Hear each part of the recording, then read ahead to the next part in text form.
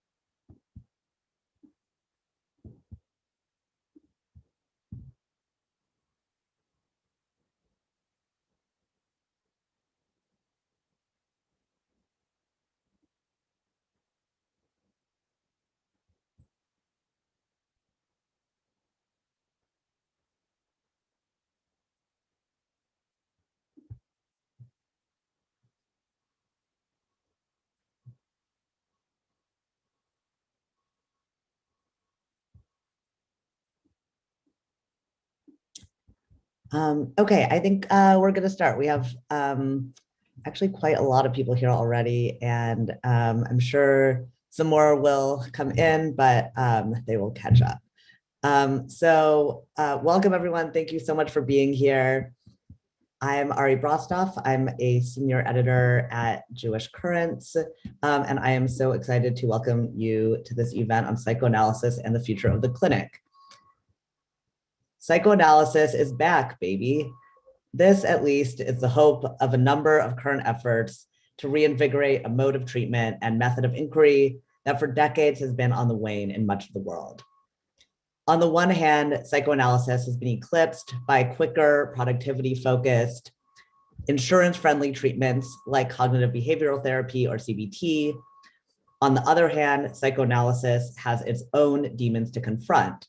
The field's endemic whiteness and unaffordability have done little to unseat the idea that psychoanalysis is not for everyone. But the idea of a radical psychoanalysis available to all, one that illuminates structures of domination instead of skirting around them, has inspired not just theory, but also clinical practice since Freud's own time. And we seem once again to be entering such a moment of experimentation, of traction between practitioners and social movements, of a sense that we cannot afford to skate over the surface of consciousness. Jewish Currents, always on trend, has jumped on the bandwagon, and our summer issue, which is not technically a theme issue, nonetheless includes 4 different pieces dealing with psychoanalytic themes. And so to celebrate this issue coming out, we wanted to convene a discussion between our 3 guests who are here with us today. We have writer and therapist Hannah Baer, who has a piece in the Jewish Current summer issue that we will talk about in a moment. Laura Shihai, who is a professor of clinical psychology at George Washington University and the co-author of the book Psychoanalysis Under Occupation, Practicing Resistance in Palestine, which came out this year. And Hannah Zevin, a writer, scholar, co-founder of the Psychosocial Foundation, and founding editor of Parapraxis, a new popular magazine for psychoanalysis on the left, which is about to release its first issue. And so I'm going to start with a question for Hannah Baer. It might seem strange to suggest that the connection between Jewishness and psychoanalysis is in any way a secret. It is so well known, after all, that Freud's talking cure was sometimes known in his day as the Jewish science. But Hannah, in your piece for Jewish Currents, Therapy Was Never Secular, you wrote about, let me show off the issue, by the way. This is it. You should all get it if you don't already have it. So in your piece, Therapy Was Never Secular, you wrote about discovering while in social work school that the presence or absence of Judaism in psychoanalytic theory and practice is actually a lot more complicated and has real implications that may be less widely known than we might have expected. So I'm wondering if you can tell us about what you discovered in that research process and what led you to the conclusion that, in your words, something is perhaps lost when one sees oneself as a clinician rather than a spiritual teacher and healer, or as a patient rather than a member of a devotional community. Okay, I'm gonna try to bite off some part of what you just offered. Thank you for that gorgeous question. And also thanks to all of you for being here.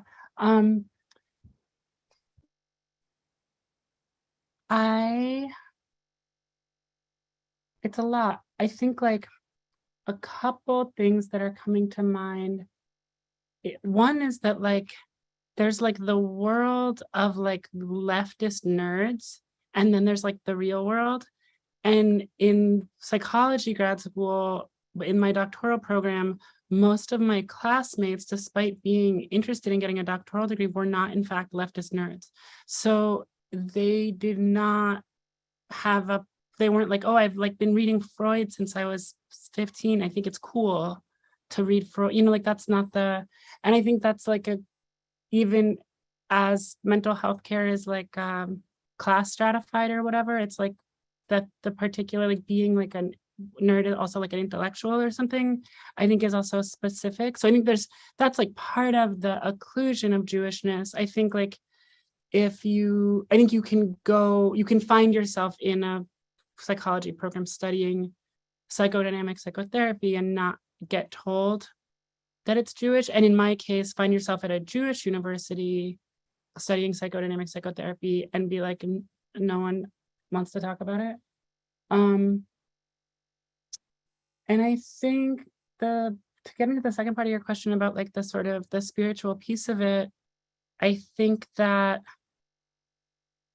without trying to spend a lot of time sort of defining spirituality, because I think that's sticky, that there's really kind of particular power dynamics in possibly intrinsic to the role of like a healer and someone needing healing.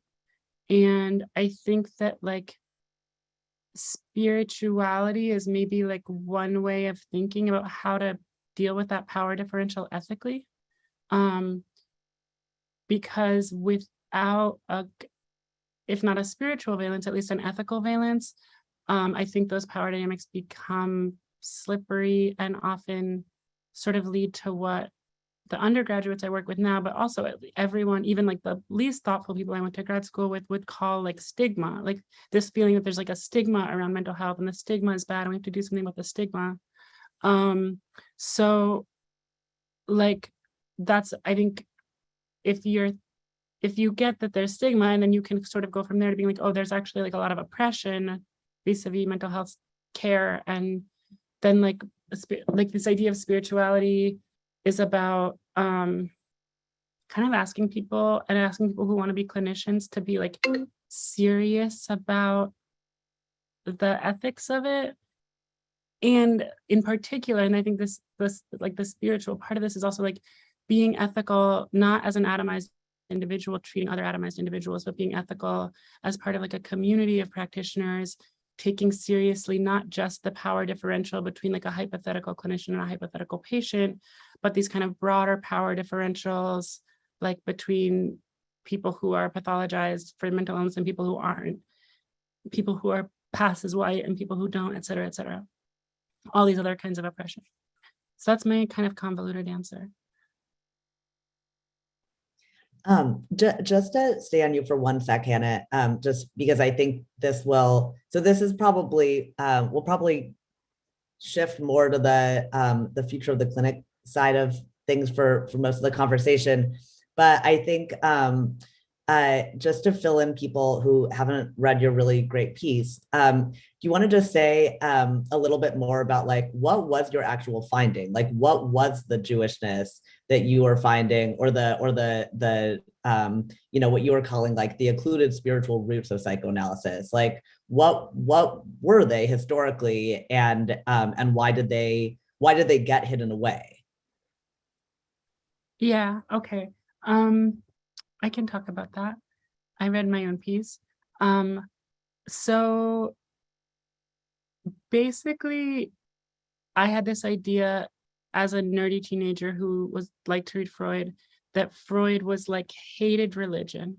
And what I learned when I was kind of poking around was that in fact, Freud was like I think what more people now agree is like was kind of obsessed with religion and obsessed with Judaism in these certain ways, especially near the end of his life.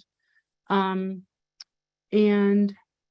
this kind of strain of scholarship starts to appear in the last 20 years that kind of co-occurs with what in Hannah Zevon's piece about whiteness and psychoanalysis, or if you sort of track like this, the 1970 is the moment where psychoanalysis starts to become less popular, kind of like in the 80s, like 10 years after that, you start to see people doing more biographical research and kind of making more arguments, even just about Freud, but I think following from that about the discipline, that psychoanalysis has some like Jewish zhuzh that's like important to talk about and acknowledge, and isn't just a liability, or like it's not just like the Jewish science and that's bad and we should discredit it, but like, oh, it's Jewish, that's interesting, it's rich, it's spiritual, it's potent. And the kind of like most forward or like of those arguments sort of suggest, not sort of suggest, they argue that pieces of kind of Kabbalah and the way the self is constructed in Kabbalah, and specifically this idea of like one version of the self having like a part that's broken off that needs to be retrieved through like a healing dialogue with a rabbi, is actually quite similar to how psychoanalysis conceptualizes kind of like brokenness, to use a Jewish term, and healing or kind of repair. And yeah, and that's sort of, I guess the last thing I'll say is, on top of that, this kind of the way that Jewish modes of reading that are like highly dependent on symbolism and like highly really interested in like the biographies of specific rabbis and like lineages of training and like stories from rabbis' lives that are like become texts themselves about religion or spirituality or halacha, is actually so similar in psychoanalysis. Like that we know these stories from the childhoods of the famous analysts, and we know who trained with who, and we read those stories as these kind of like nested sets of symbols about that person's analytic thought and their teachings. And so this idea that they're sort of like it's not just like, oh, these things are kind of similar, but actually that like because of anti-Semitism and assimilation into whiteness, Freud basically nested these Kabbalistic ideas into a kind of like white clinical package that was then like kind of surprisingly successful in like being like reuptaken into the US and Western European medical establishment in the mid 20th century, early to mid 20th century. Yeah. Does that kind of get at what you're asking? Yeah. Yeah, it definitely does. So I think to sort of, circle back to what you were saying in your first answer, I think where you kind of landed in your piece is that there are these real implications for clinical practice in the way that these spiritual and often more collective modes have kind of been subsumed into a mode of kind of advertising psychoanalysis as being more scientific, whether that's in kind of earlier language that like psychoanalytic thinkers themselves inaugurated, or in the present moment when psychoanalysis is kind of always on the defensive against modes like CBT that have kind of come up to like largely replace it in actual practice. And I think what I'm really interested in hearing from all of you, and I think we can go to Hannah Zevon next for this, is what do you think it would actually take for that to change? I mean, for the clinic as we know it now, right? where we have this incredibly kind of, as you put it, Hannah Bear, like class stratified system where psychoanalysis is, um, this sort of like rarefied luxury pursuit that's for a few people, and the vast majority of people have access to a much more kind of pro forma, less exploratory, much quicker, often medication based form of therapy, and that's it, right? Like what do you see as the kind of like the current upheaval in the field of psychoanalysis that is sort of pushing it in a direction to include more people, and like what do you think would actually take for there to be like a real movement in that direction? Yeah. Well, this is another huge question. So, Ari, you're going to get that reputation. The question's going to be massive, and I'm going to follow Hannah and just try and get at it a couple of different ways.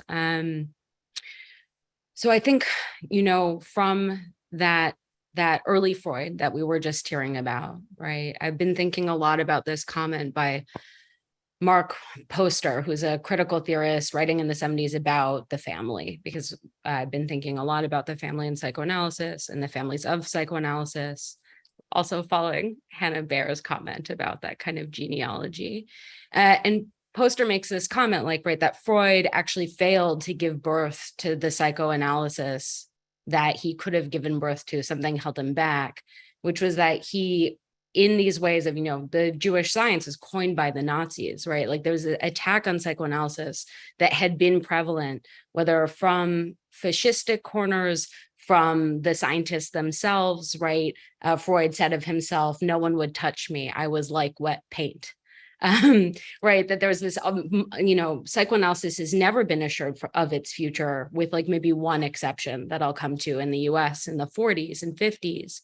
And so Mark Poster says this thing that like Freud kept pathology as belonging to the individual and making use of the medically relevant family as a way of sneaking the social in, because of course the family mediates the social and the social mediates the family. And that those who came after were able to, in the what's called the activist generation of psychoanalysts, were able to take that and remove symptomaticity from being individual property and turn it to account. And so Freud himself was very excited and invested in this. He gives this talk in at the close of World War I, Lines of Advance, where he says, look, we have to alloy, the purity, pure gold, there's something, I'm going to mess this quote up, which is embarrassing, of psychoanalysis with other earlier modes of work like hypnotism. And maybe now, after reading Hannah's essay, we can hear what else may have been alloying. But, that becomes the free clinic. And that actually functioned and it worked because clinicians still made wages, but they also saw patients for free. When we see, Ian Parker doing this kind of work in the UK, when we see Francisco Gonzalez in the Bay Area doing this kind of work of establishing a new radical open free clinics in various ways, in various corners, I think that's how it has to happen. But that takes a lot of energy. And in parallel now, to sound like the policy wonk, I'm not really. It would be great if there was true parity for mental health insurance. Patients have not gotten to choose what form of care they receive for decades. They don't know, right? Because that's kept occluded, the difference between CBT and psychoanalysis. I mean, my PhD peers, I remember writing my first book, and they'd be like, what's the difference? Isn't it all therapy, right? And so therapy as this kind of loose catch-all needs to be restored to its sub-meanings. And that needs to also have this economic shifts behind it from practitioners, from insurance, so that it can be made available more widely. Because I think without that, and without the social, so to speak, that's what it's being called within psychoanalysis, the return to the social, I think it's lost. then I think it's the worst version of Freud as he was taken up in the US. All individuals, all atomized families. That's it. And we know the end of that story because we're living in its aftermath, even if now is this moment of change, so to speak. I want to ask Laura now to talk a little bit about the context that you've done so much research on in Palestine, where any of the dynamics that we've been talking about, the ways in which psychoanalysis has been made inaccessible to people because of the demands on time and money, the ways in which psychoanalytic thought itself has, in many cases, little to say about questions of race and domination and so forth. For what I imagine are pretty obvious reasons, all of that seems like it would be thrown into extreme relief in Palestine, where people seeking psychoanalysis, psychoanalytic treatment are living under military occupation, as are the people providing that treatment. So I'm wondering if you can speak to the kind of challenges and also the possibilities that you saw when you were doing that research. Yeah, sure. Thank you so much for having me. And I just thank you to the both of you also. I want to start off with acknowledging that I'm on Pamunkey Confederacy land, and that ties into this question. And it ties into this question that goes back to Hannah number one, saying the answer around an ethical commitment. And I think that this really is, when we have an ethical, it's an ethical commitment, an ethical imperative to humanity, right? Not humanity as like the universal human subject that comes to be a stand-in for the white neoliberal or even progressive liberal subject, but truly when we think about a commitment to humanity, it's about disrupting disavowals constantly, which is what I love in both of what you're saying, is that there's also an ethical commitment to sort of not playing into what we might call, settler colonial reality bending that is needed constantly to sustain these sorts of violences that have happened, whether it's to psychoanalysis or the roots of psychoanalysis or why it happened, that when we speak to certain logics of oppression, then we're able to sort of wrench back from power the political nature of our work. And that's what sort of brings me back to Palestine, is that, a lot of what we did, I don't know that I'd constitute it as research, but rather as community building, right? What does it mean to be an ethically committed clinician, to be part of a larger political movement as many of the early psychoanalysts were, right? I think one of the things that is completely disavowed is how there were a group of very dedicated Marxist psychoanalysts who had a zine and wrote to each other and were committed to the denazification of psychoanalysis, because they saw that when psychoanalysis strayed from its political roots, it actually opened up a possibility for its whitewashing and for its defanging and for the ways in which fascism does move in, co-opt movements and use them towards its end. I think the same thing can be said about Palestine, right? Is how do folks create and excavate spaces of ethical commitment to the care and humanity of all peoples while under a settler colonial condition? I think they can do that because they understand the mechanics of what that means, right? And I think what we were invited into is a space in which folks are thriving despite settler colonial conditions, because they also have an ethics of alignment in who they are, in a political philosophy of sumud, which means steadfastness, stalwartness, a recognition that despite, partition and sort of borders that have been foisted upon them, that they remain connected. And there's something so important in its material reality. It's not just a metaphor, which again, I'm linking back. What would it be like for us to think about a psychoanalysis that doesn't exist in metaphor, right? That has a material end. And I think that gets back to your question, Ari, about like, what would it take? I think that's what it takes. Psychoanalysis is not a theory we just sort of like overlay onto something. It's about not only, reviving its radical roots and perhaps picking up where Freud could not because of the oppressive, right? We have a responsibility to that, but also saying, what does that mean in the current context? And then what do we have to commit to also? And I think, us sort of spotlighting and uplifting the work that is being done every single day in Palestine is one way to do that. It ties into another piece of this for me is like, where do we imagine that psychoanalysis happens and where does it not happen? How readily do we imagine people in as we disimagine people in psychoanalysis? And so when we say, things like the return to the social, and Hannah and I have talked about this before, it's like, it's a return to the social in certain sectors of the world, right? Whereas some people materially live in the social constantly. And so there's a reckoning that's really happening. I say this to my students all the time. I say, it's a terrifying time to be alive with fascism here, not approaching, not it's here, right? And it's also incredibly exciting in our field because we do get to say what has been happening is not enough. And it's unconscionable actually to continue going on as being. And we need to imagine the psychoanalysis that could extend to everybody, not as the one side of revolution, but as one of many things that we can do to bring the world that we want into being.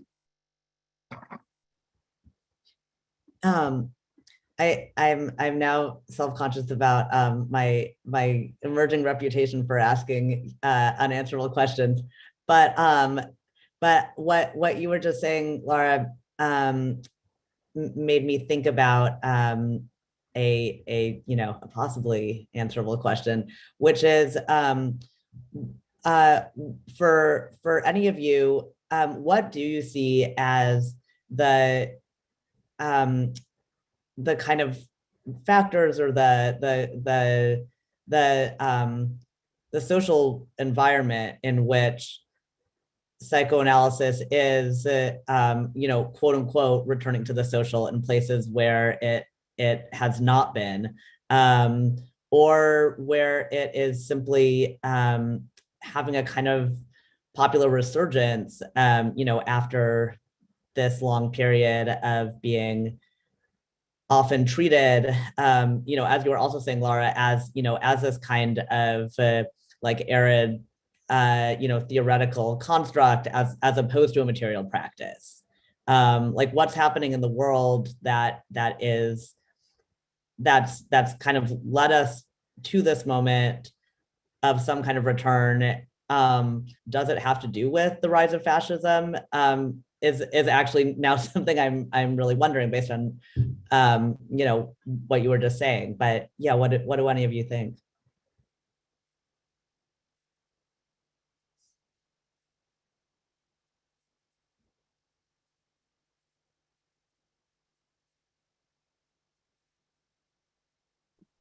I mean, I would just say that sometimes this can be presented, right, as like Freud is back, right? Or like you said, psychoanalysis is back, but often it really does get attributed to this father of psychoanalysis.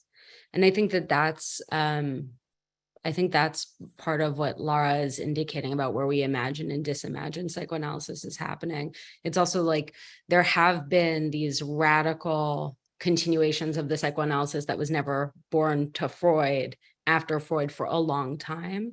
So I think that there were many forces sort of suppressing, occluding psychoanalysis in the 70s, 80s, 90s, 2010 in the United States, but not elsewhere. So there's just a massive geography around how psychoanalysis moves on this globe, which we can talk about more.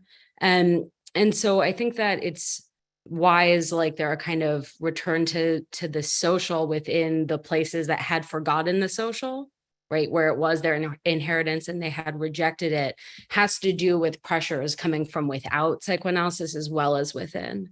So I think that sort of idea, well, is it related to the re-rise or a different and new rise of a particular new kind of fascistic activity? Like, quite possibly, because it's been, I think it's been militated by clinicians moving within psychoanalysis and without, who, like Laura herself, right, know that psychoanalysis is a strain of a certain kind of potentially ethical and radical care, but also not when it's deployed in these incredibly, violent ways, which it has been across the same whole history. And so to say we have so few human tools available, this is one with this very complicated history. Like we would need years to talk about it in its full complexity. So suffice it to say it's complex, but what if, and to really reimagine and do this work of like, what if we can draw on all of its histories that are radical and powerful, not just like kind of Freud, then nothing, then starting again. So I just wanted to say that would be, I think, too far a simplification to say like that there's a 100-year gap or something between Freud's lines of advanced speech and this return, right? And just really to put that there.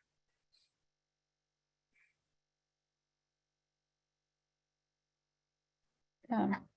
I would also say, I think that the world and its systems are failing everybody, right? Except the very few.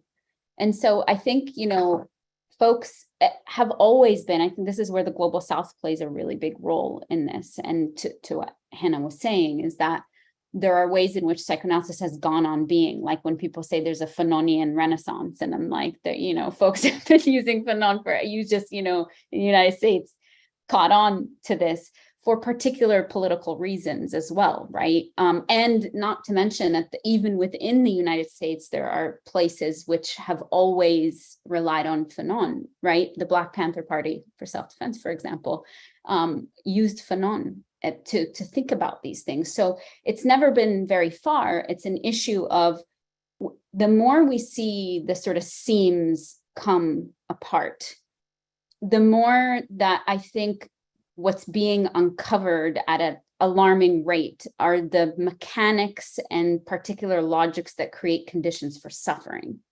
And for me, that is where psychoanalysis speaks to me, right? Is again, one of many tools that, in psychoanalysis, we speak about structural analysis, about people having, sort of internal spaces that might shift.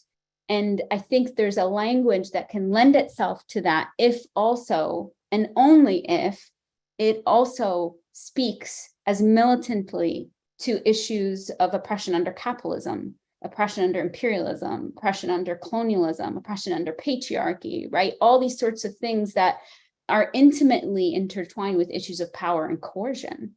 And I think as folks link these things up, when we fight for the rights of Palestinians alongside the rights of trans folks, or right alongside the rights for body autonomy, I think we can then say also that psychoanalysis needs to join and are we going to be caught up in this idea of having authority or being relevant, or are we?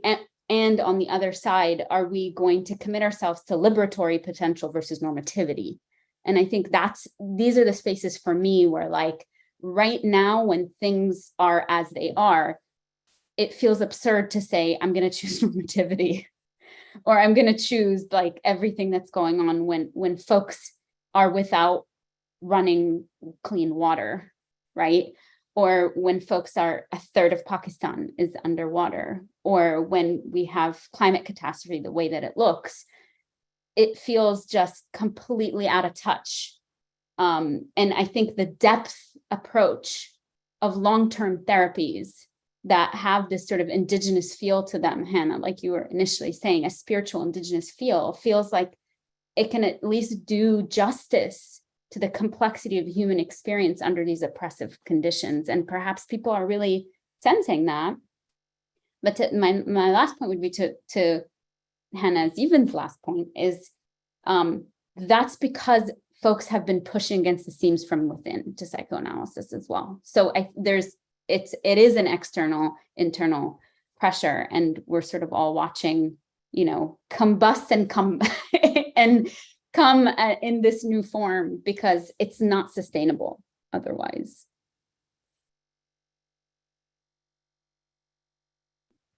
I just wanted to sort of open it up for a second, see if any of you had questions for each other at this point, since you've all had a lot to say.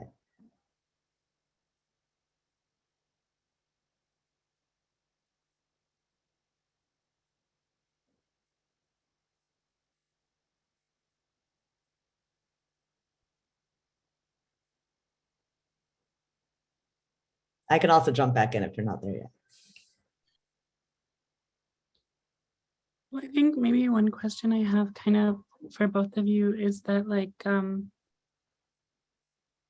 this idea that historically in psychoanalytic tradition, there's like lots of fragmenting and splitting off in little cells of people who are like, we do it this way, we're going to fragment and split off and do it in our own way. Like, your way is actually messed up because you believe this one esoteric thing different from us, etc., which is a thing that psychoanalysts have in common also with like Marxists and leftists of all stripes too.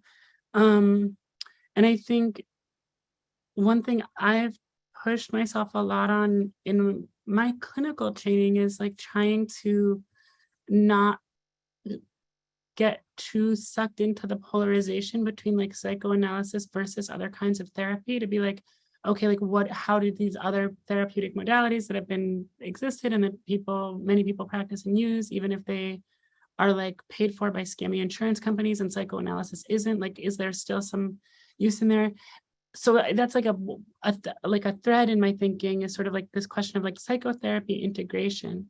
And I guess for each of you, I'm curious, sort of like imagining psychoanalysis as like a liberatory tool and like a tool that to be used for like sort of like political ends and even explicitly revolutionary ends.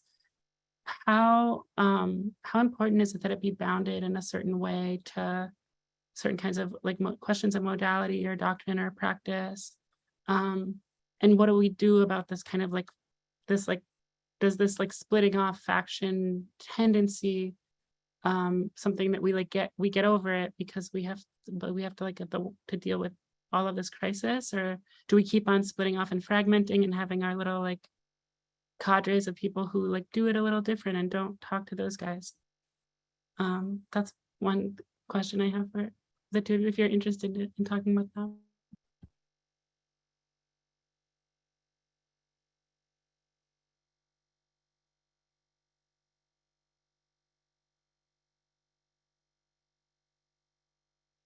Well, it's a clinical question, and I always feel like I should say, I usually say it much earlier in events, I am not a clinician, I'm a historian. But I think that there those splittings, right? They're religious and they're rhyme with the left too. I love that, Hannah. And they can happen for more than, as in both those other situations, they can happen for really important reasons. I think that kind of splitting. So I don't want to speak to like all splitting or not, but I was really moved by the Red Clinic, seeing how they're setting up their infrastructure, right? Which is not, are you Lacanian or Bionian, right? Another mystic psychoanalyst, or this or that, are you Fanonian? But are you willing to commit to seeing people for free? Right? And making infrastructural demands that are political in this moment, right? And radical. I mean, that's basically, that's a rare thing in the Anglo-American sort of, the free clinic of psychoanalysis. And I think that would be a way around, like, to join around the political project, even if you have to keep your clinical sectarian cadreness sort of, there, because it's the modality of practice, like it's the faith, and you want to keep your faith. If you can join around the ethical that you brought up and Laura answered and rhymed with so beautifully, and the infrastructural demand. That would be like one way of having a kind of happy answer. Of course, on the ground, much more complicated than that. But it's really a clinical question. So I'd love to hear what Laura has to say, and for you too, Hannah, to answer as a clinician.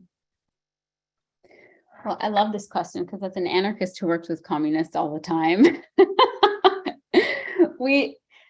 these are deflective processes, right? And you're right, Hannah, I think they do happen for important reasons. But I think, I'm much more scared when folks are practicing with a sense that somehow they're outside of ideology, right? And I think that it's when ideology is disavowed, when the sort of commitment to somebody's method as a purist model, there's a disavowal of actually the proto-fascistic undertones that has, right? And so I would, if I'm aligned politically with somebody, how you say it and which way you, we need everybody at this point and every strategic point. And I think there's something to be said about that. What we end up seeing a lot that I get concerned about it is we are much more committed to creating space for, let's say, liberals or worse, rightists and sort of fascists, than actually also include militants within our ranks. And that's the piece I would say I'm most concerned about, is that can we create a space that's sustainable for all types and including militant thought around these things. And that's what I see. The splitting ends up happening. Ironically, there's a closing of ranks with liberals and conservatives against militants, not against anything else. So that's one thing I would think about. But you're right, Hannah. I mean, I'm so happy about the Red Clinic. Myself and a lawyer, a barrister in the UK, started dreaming up the Red Clinic in the UK 3 years ago, right? And now Ian Parker and everybody is doing the work on the ground as it should be, right? And that's part of it, is how do we take a step back? How do we sort of lend what we can to each their own, what they're able to provide, and then step back. And part of the ethical commitment at the beginning was a redistribution of wealth, right? Not just seeing people for free, with what you're saying, Hannah, as with the underlying political message of we have a responsibility to redistribute wealth. And so the clinicians who see folks not everybody sees people for free. People in the global South who are working get paid a UK rate to see people, because with the admission that the UK and its empire and its monarch, who no longer is here, is responsible for plundering most of the earth and for stealing most of its resources. And so there's a special commitment to folks in the UK about redistributing that wealth. I think that is part of it, is can we come together clinically and be this is what we're around? And I think that whatever sect of psychoanalysis you're in, if you have that political commitment, the way that I talk to new people that I see is what rate would you set for yourself that would allow you to do the other things that fill your world and fill your soul? This should not be the only thing that you do. And so I would never want you to choose this over a meal with friends, or this and a trip to see family, or that is a political commitment. And I think those are the nuts and bolts of how do we imagine cooperative mental health looking like, and cooperative, not just for our sake, but also back to your original statement, Hannah, a commitment, an ethical commitment to people and to humanity. But yeah, I'm interested in hearing your thoughts too, since it came from your mind. That's such a beautiful answer. And it's such a beautiful kind of refutation of this, I think, broader thing in the field, where it's really even, in the counseling center where I work now, there's sort of a lot of emphasis on sort of multiculturalism and diversity and DEI, diversity, equity, inclusion, with a real kind of silence around class and money. And it's just really cool to hear you talk about it so openly, as part of part of what this practice has to do to redeem itself in some ways from being like, not just its like kind of bad reputation as like a thing rich people do, but then also like this actual, I don't know, like a culture of people who do this important work who also like aren't choose to disengage around these questions around class and power. I feel confused about the question of dogma and doctrine, and I think it's something that, like, another one of my like hobby horses this past year has been like this question of political polarization, like being like, how do you deal with that? How do you get people to talk to each other if they have to talk to each other or deal with something together and they're like too mad at each other? It's too messed up. And I like what I understand each of you, what I think I understand each of you to be saying, which is like part of how you deal with this kind of like tendency to form polarized factions in, for example, analytic community would be to be like, what's our shared goal? What's like the actual thing we're trying to do with our patients or with each other in the world? And then have that be kind of like a way of getting out of this, like trying to define your identity as a clinician against someone else's identity as a clinician over some kind of larger political goal. It's tricky because I feel like what you were saying, Lara, about collaborating with communists as an anarchist, like so much of my experience in movement work spaces has been watching people get kind of hung up on these and I've seen honestly more of that firsthand than I've seen the psychoanalytic thing happen. I've just read about that happening, but I've seen more activists or like people in social movements do that thing. And it maybe is also a question about what you were saying earlier, Lara, about like this moment of crisis, like of being like, it might be the time where we like get over it a little bit around some of the luxury of being like, well, I don't talk to those guys because like their thing is a little different than mine. And I also think, but yeah, I think the modality question is going to it's getting weird in the field of psychology, or like people, it's kind of like cracking open in these funny ways, or people are kind of like, what that like can we do therapy with people who take psilocybin? Like how do like there's like all of the rules are kind of going out the window for these different historical reasons in that discipline specifically. But I think, yeah, so I think I asked the question because I actually don't know, not because I had like a clever answer up my sleeve, but I really liked what both of you had to say.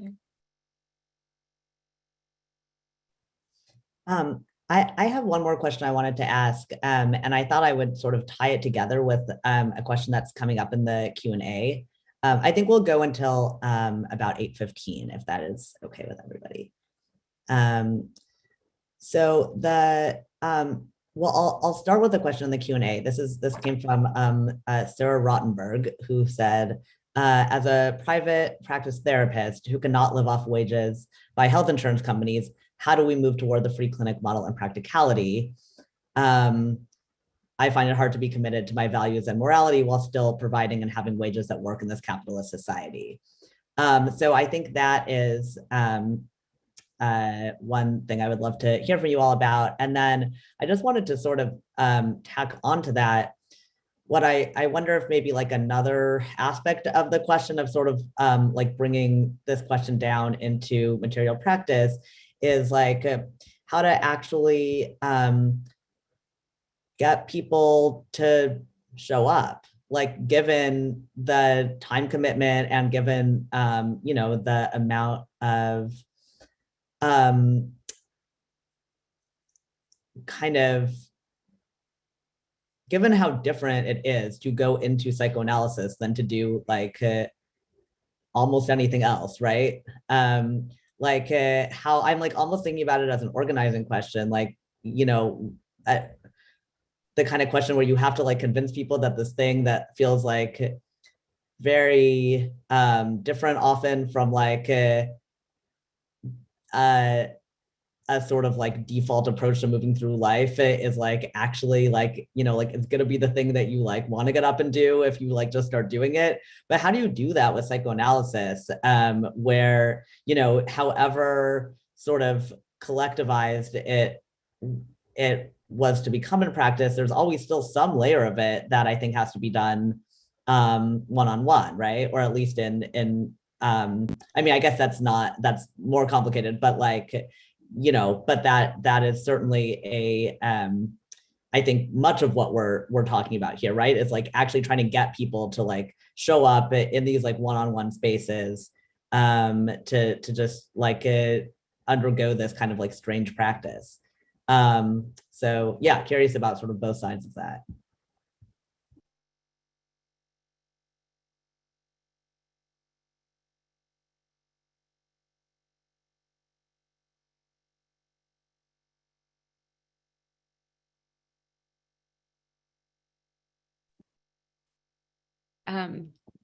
I mean, I think there's so much here again, Ari.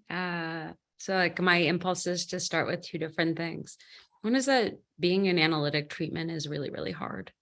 It can be absolutely transformative, but it's also really hard. So not only, I mean, it's starting and then going and continuing to go, right? That's that long term. Psychoanalysts, or some psychoanalysts, call the process of getting a patient from sitting upright twice a week to on the couch 3, 4, 5 times a week conversion. So there you go, Hannah Bear. That's the sort of Christian specter of psychoanalysis right there, which also exists. And I think that part of all of this stuff that we're thinking about is, again, that alloying, like how do you alloy the practice such that people are in a position to get converted? So you have to know the thing exists, it has to be free or affordable, and or also doing the red clinic model of reparations, while also allowing people to work fewer hours. Clinicians work so much, all the clinicians I know. And the model is also variously different from an academic model, which all the clinicians on this call know, but it's worth noting for those who are from without, like myself, many teach for free all the time, many supervise for free all the time, but then fees are also higher. So I think thinking about how to redistribute various kinds of money is also one of the questions there. Like, instead of certain kinds of work for free, how to make the emphasis again on community mental health. And so, and cooperative, I think was the word, mental health. So like Francisco Gonzalez, who I mentioned before, who works in the Bay Area, you know, convinced his institute with others to make an entire, this is inside baseball for a second, but an entire control case for analytic candidates, like their practice supervised analyses, be for and within community mental health. So I think it's those kinds of, just like to Sarah's question, right, about actually, I keep going to infrastructure, I'm sorry, but again, militated for within and without to make those things available. The other thing is that it has to happen, because not only are all of our collective backs up against a wall variously, globally, internally, and externally, the practice of psychoanalysis really is. There are 9,000 analysans in the United States. 9,000. That's it. And like some huge percentage of them are on this call, right? And in this Zoom.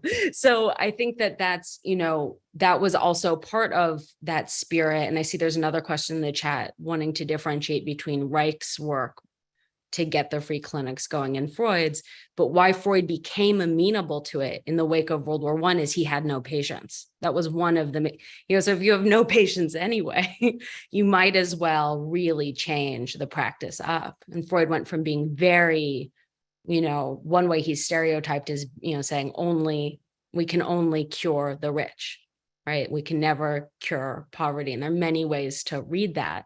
But the way he became interested in what is a psychoanalysis for the working class was because otherwise psychoanalysis wasn't going to keep going.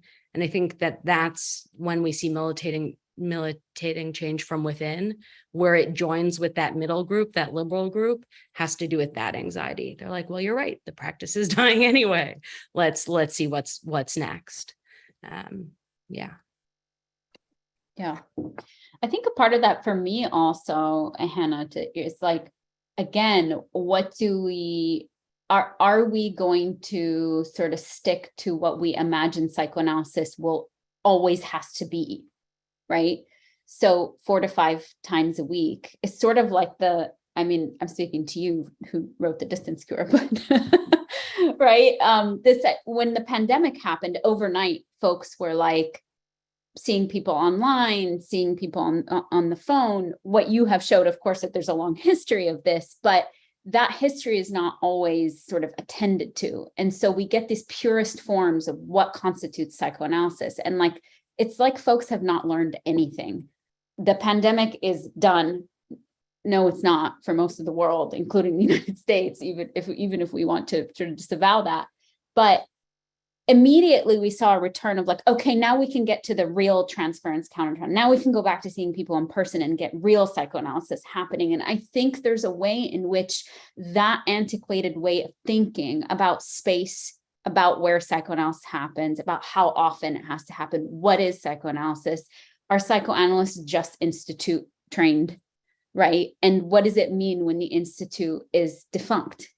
Right? Is that what happens when across the world there are folks who refuse to be institute trained?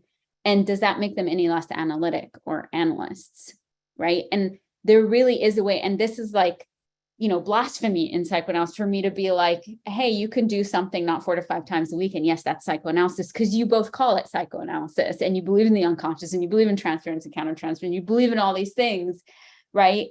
And this is the way that you're sort of attending to all of this. And you're not, I think there is something to be said about that. How do we disrupt the purity in which, and maybe this goes back to your question and about, right, the dogma. The dogma really, for me, it's rarely about theoretical. Like, I love the theoretical, I'm a theory junkie, right, around these sorts of things.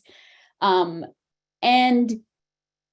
also, there are ways in which that dogma, then the way it aligns is around these out of touch, right, ideas about like, if we are to truly be within social movements and in social movements in the way that we need to, we have to rethink the way we understand how folks, I think, Ari, your question was, how do people show up for these things? And that is part of it, is, are we misattuned ideologically to the way people are showing up? And instead waiting for that conversion, that perfect, pure conversion for us to do the work. There's a lot that is being done and can be done psychoanalytically if we're not just making things legible from our dogma in that respect.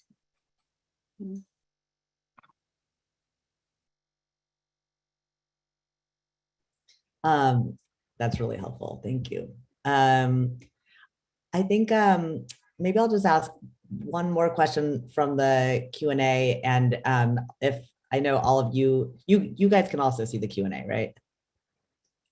If there's anything that's jumping out at you that you want to speak to, I think we can take a couple minutes to do that too. But the question that I thought I would bring to the floor is the first one in here from Elon Cohen, who asked, how do the return to the social as mediating the family or contextualizing interpersonal and group dynamics change psychoanalytic clinical praxis? Does clinical praxis remain the same, just with a richer layer of theorization added to it? Or are there tangible clinical implications of the return to the social that impact the specific experience that occurs between analyst and analysand?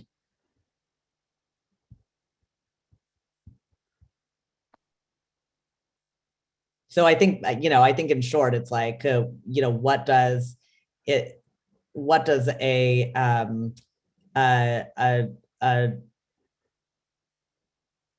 radical, collectively oriented psychoanalysis actually look like in the analysts, chambers, for lack of a better word?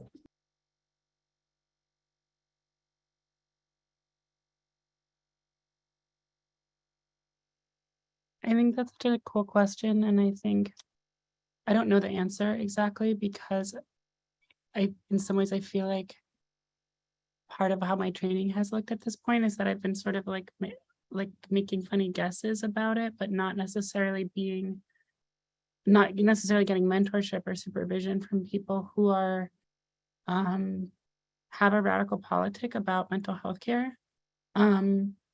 But there's all this kind of like funny, weird language that psychologists have made up to describe oppression. Like, I was in a meeting today where they were talking about minority stress and explaining this idea of minority stress. And like, we've shown that people actually hold stress in their bodies because they're discriminated against. Like, can you believe it?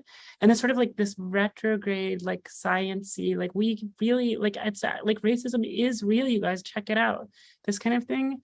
And so then that's sort of like, if that's where the field is, like these moments of being like, sort of like barely reckoning with oppression as a material reality and as a physiological reality, and the kind of like as something that's interwoven between all these actually different substrates of being, then part of what it means to do something like psychoanalysis in a radical framework is to be, not to be sort of like using that theoretically and how you conceptualize what's going on for your patient, but to be like, that's in the room. It's part of what we talk about. It's part of how we understand the like difference in the roles. And it's also part of how we connect it to what I think both Laura and Hannah have been saying, like it's how we conceptualize healing, right? Like we aren't doing healing abstracted from the context of like fighting oppression. And I think a slightly more like insidery answer to that in my mind too is also about like not just what's happening in the room with the analyst, but connected to this idea of like a free clinic, that I've always imagined that like liberated praxis of this kind would involve clinicians working collaboratively with each other, working communally with each other, and also like doing liberation oriented, like cooperative, both economically, as Hannah was saying, but also sort of cooperative in this broader sense, like work together collectively, instead of how clinicians practice in late capitalism, which is either in these kind of private practices or group practices that are sort of organized around money and who gets paid more and who gets paid less and who has more authority therein, or in these funny medical bureaucracies that we call like hospitals now. So I think those are some of my guesses about it, but it's also like that question is like the question I want to answer like in the next 10 years of my life, you know? So it's exciting to be talking about it with all of you.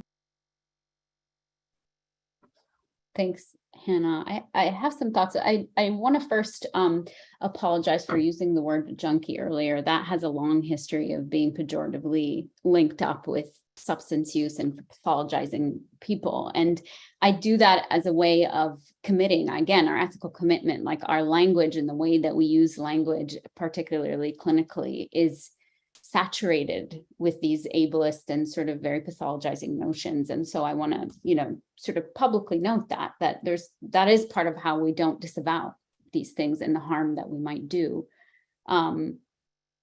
That ties in a little bit to some of these thoughts going off of what Hannah was just saying, is that we have to get rid of this notion of being neutral. I'm not the first one to speak about it, of course, but I will definitely, continue to shake this tree, so to speak, that like neutrality is not only a myth for the few that can move through the world believing in neutrality, but also is something that has done more to suppress radical movements within our spaces than anything else, partially because there's a belief in like somehow we're imposing when we say things like, that is what capitalism does to you, or like you're tired because you are working for a minimum wage, or you didn't make it on time. I'm not going to analyze that as you being aggressive towards me, but think that maybe you have to take 7 different modes of whatever semblance of public transportation we still have to get to my office, right? Like all these ways in which material reality comes in. I think neutrality really saddles us with thinking that if we speak to these realities that somehow we're imposing or have an agenda, or so one, we're all political beings, our work is political. That is, it's not being neutral to disavow that, right? Secondly, I think there's a real violence that's done when you're neutral. Like there's somebody in a conference I was at one time, I was adamant on the fact he was so upset that I was saying this, he was like, I am neutral. I swear I'm neutral. And he was just, and truthfully, what I said to him, some version of this was like, I believe that you think you are being neutral. And also you are like a seriously, you know, I identified himself, right? You're like a white cis hetero male. And even though you are being neutral, I have associations to you that make you unneutral, right? Like as a queer Arab immigrant woman, you represent something that goes far beyond you. And so the idea of neutrality is also just absurd, right? And that, I think, also brings us back into the space. What does it mean to practice in full embodied form? What does it mean to attend to all the ways in which we live in this world, in this whole world under capitalist crush? And then what do we do in naming that and working with that in the room, and also attending to the ways in which we are implicated in that through power, through soft power, because we belong to institutions or psychoanalysis, the field, or psychology, or the eugenicist history of psychology, all these ways. I think I don't know any other way for us to really bring these things into the room. Talking about the fee very actively and sort of reimagining what that looks like, I think, is another way of doing that. So like a lot of folks get caught up in our ethics code, which I have a lot to say about, but I will not say now. But I think there are ways in which we overextend what that means as a method of disciplining us. There is nothing in our ethics code that says anything about the way, what you're saying, Hannah, about how we reimagine a fee structure or what we can do with that. You know, or for a group practice, what does it mean to be a mental health cooperative? Like there's an anarchist mental health cooperative in Queens that sort of has endless meetings about how do we negotiate a non-hierarchical sort of horizontal way of owning a practice where even our administrative assistant makes exact same living wage that we do. None of us are going hungry. We're all living, right? That's the sort of mentality. And our ethics allows us to do that. But a lot of times people are like, well, I'm worried. What does it mean? Nothing stops us from pooling our money to have somebody be seen for free when another person is paying a full price. So I think neutrality and sort of discipline, self-discipline, and then like overall discipline of the field need to be really shaken up for us to move in these directions. And I do think that that is one place where, unfortunately, right, those breakdowns, right, neutrality, often that insistence on neutrality is wielded in very pernicious ways, not just against patients, but against colleagues. Like that scene you're describing, Laura, that man sounds like he was really genuine and not, you know, really holding on to that last illusion. But we've seen it be used, you know, not just ethics, but the very concept of neutrality to discipline people. There's another question in the chat, right, about this idea that, well, the political is kind of a distraction or it's a symptom. My friend Aaron Linsker talks about this end of this Winnicott piece, where Winnicott's quite satisfied with the analysis, except while the patient remained a communist.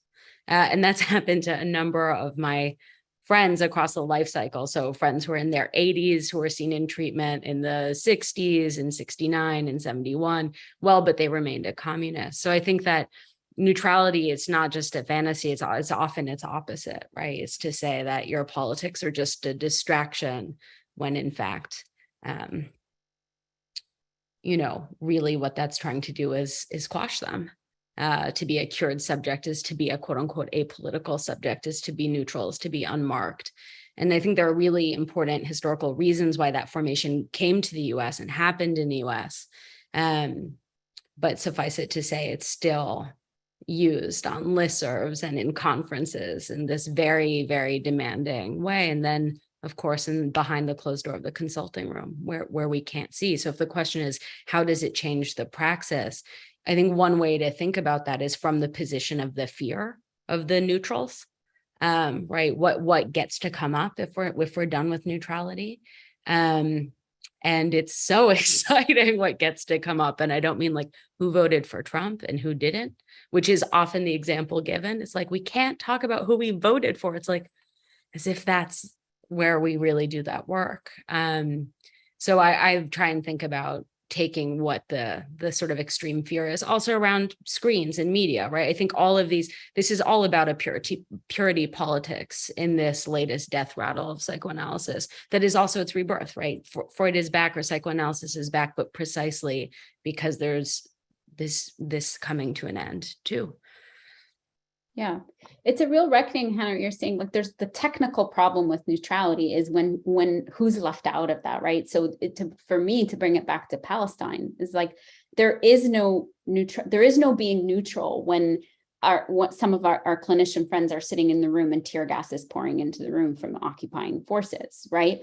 Or if a patient is late because of a checkpoint or a flying checkpoint. Like that, it's absurd to think. So if we're thinking even in terms of its coherence as a theory, if in one space we have a technical problem with neutrality, we have a technical problem with neutrality overall. And then who's tasked, of course, with upholding that or proving themselves over and over and over again, or having to disavow their material reality to fit into that neat box of it.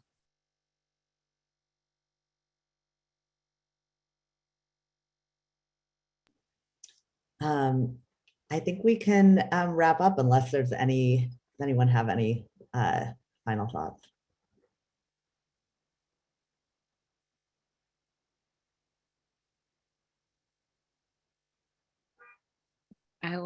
There's one question in the chat, Ari, if you don't mind. I know it's Yeah, but about why psychoanalysis, right? And I think that one of the things that always happens but I think also maybe everyone on this call talks about psychoanalysis is because the history is so complicated. We've been talking about this a lot at Parapraxis this week and always, like, why keep going, right? And so the question in the chat is actually very specifically about people hurting in the short term. Why don't you take a short-term cure, CBT versus psychoanalysis? And I think that this is also, one thing that's so beautiful about a certain strain of psychoanalysis, strains plural, is that it's not about cure. It's about longer term aid and healing in this kind of ethical model, whereas CBT does as a form of CBT, some forms of CBT do offer a quote unquote cure for a negative thought, for a bad pattern. They can get rid of it. And then the studies that have shown, right, that CBT works best when you're in treatment. So you do a short course and it's working good, and then you stop, and then you have to go back or not. Whereas the hope is that a sort of truly radical psychoanalysis can live in the consulting room, wherever that room looks like. Is it a room? Is it mediated? Is it extra mediated? These questions. But it also goes into its communities, and the community comes back into it, right? That it doesn't just transform the life of an individual in an individual practice, but in fact, that family or that community, right? Because of the kinds of new ways of thinking, living, and being that it can offer at its best. And CBT is much more limited because of the way it was produced to be so, right? CBT was an answer to psychoanalysis's navel gazing long term, sort of the way psychoanalysis is beautifully not friendly to capitalism. CBT was like, let's do a capitalism on it, right? Make it hard and fast. So it does offer something right away, which is the frame, the transference, the holding. The problem is it has to be accessible, and it's not.